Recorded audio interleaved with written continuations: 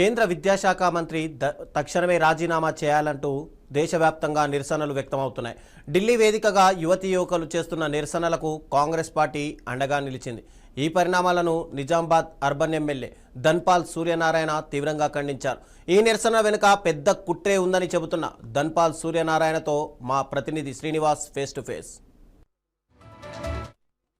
విషయంలో దేశవ్యాప్తంగా ఆందోళన మొదలైంది. నిన్న ఢిల్లీలో జరిగిన ఘటనపై బీజేపీ నాయకులు తీవ్రంగా ఖండిస్తున్నటువంటి విషయం మాట్లాడదాం. ధర్నా చేపట్టారు. నిజామాబాద్ బీజేపీ ఎమ్మెల్యే ధన్పాల్ సూర్యనారాయణ ఉన్నారు. ఏంది నీట్ ఏదైతే ఈ పరీక్ష సంబంధించి నీట్ లీక్ల విషయంలో పెద్ద మొత్తంలో ధర్నా జరుగుతుంది. నిన్న జంతర్ మంతర్ వద్ద భారీగా రాహుల్ గాంధీని అరెస్ట్ చేయడంతో మొత్తం పెద్ద మొత్తంలో ఆందోళన నెలకొన్నటువంటి సిచ్యువేషన్. బీజేపీ నాయకులు అసలు ఏం చెప్తారు ఇదంతా నీట్ పరీక్ష లీక్ల విషయాన్ని మొత్తానికి?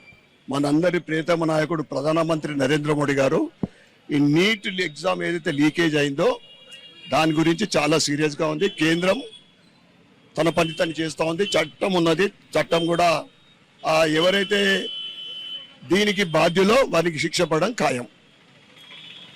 మళ్ళీ నీట్ ఎగ్జామ్ ప్రశాంతంగా జరిగింది. బ్రహ్మాండంగా రిజల్ట్స్ వచ్చినాయి. విద్యార్థులందరూ కూడా చాలా మంది సంతోషంగా ఉన్నారు. ఈ ఇష్యూని పట్టుకొని 2 రోజుల నుంచి ఈరోజు 3వ రోజు పార్లమెంట్ నడవనీయకుండా అటు లోక్సభ కానీ రాజ్యసభ కానీ నడవనీయకుండా అడ్డుకుంటా ఉన్నారు. ఎందుకంటే నిన్న ఢిల్లీలో జంతర్ మంతర్ వద్ద కానీ మోడీ గారి నివాసం వద్ద కానీ ధర్నా చేస్తూ ఉన్నారు. ఈ ధర్నాలు ఎవరయ్యా? ఈ కాక్రోచ్ పార్టీ వ్యవస్థాపకుడు ఎవరు? అభిజిత్ దీప్కే, ఒకప్పుడు ఆ పార్టీకి సోషల్ మీడియా కన్వీనర్ అయినా.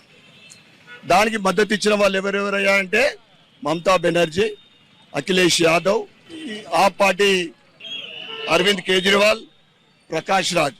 వీళ్ళంతా కూడా ప్రజలతోటి రిజెక్ట్ అయి ప్రజలతోటి చీదరించుకుని ఈరోజు ఎక్కడ కూడా వాళ్ళ ఆనమాలు లేకుంటే వీళ్ళంతా కూడా ఏంటిది, దేశం బయట పోతే దేశం మన రాజ్యాంగాన్ని అవమానిస్తారు. ఒకడేమో రాముడి సీతమ్మకు అవమానిస్తాడు. దేనికోసం వీళ్ళు రిజైన్ చేయాలంటున్నారు మోడీ గారు. ఇవాళ భారతదేశాన్ని ప్రపంచ దేశంలో నంబర్ 1 స్థానానికి తీసుకెళ్తున్న ఆయన రిజైన్ చేయాలన్నా? ఇలా ప్రపంచ దేశ నాయకులు అనుకుంటున్నారు ఇటువంటి నాయకుడు మాకు ఉండాలని.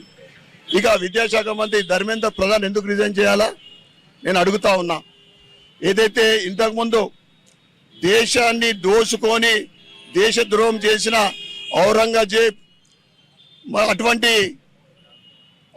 కానీ మొహమ్మద్ గజ్నీ కానీ అక్బర్ బాబర్ అటువంటి వాళ్ళ పాఠ్యాంశాల నుంచి వాటి లెసన్స్ తీసేస్తున్నందుకు ఎవరైతే దేశం కోసం పనిచేస్తున్న ఆలియాబాయ్ ఓలియా కానీ అదేవిధంగా శివాజీ కానీ అటువంటి దేశభక్తుల చరిత్రని పాఠ్యాంశాలు చేర్చున్నందుకు విద్యాశాఖ మంత్రి రిజైన్ చేయాలని అడుగుతా ఉన్నా.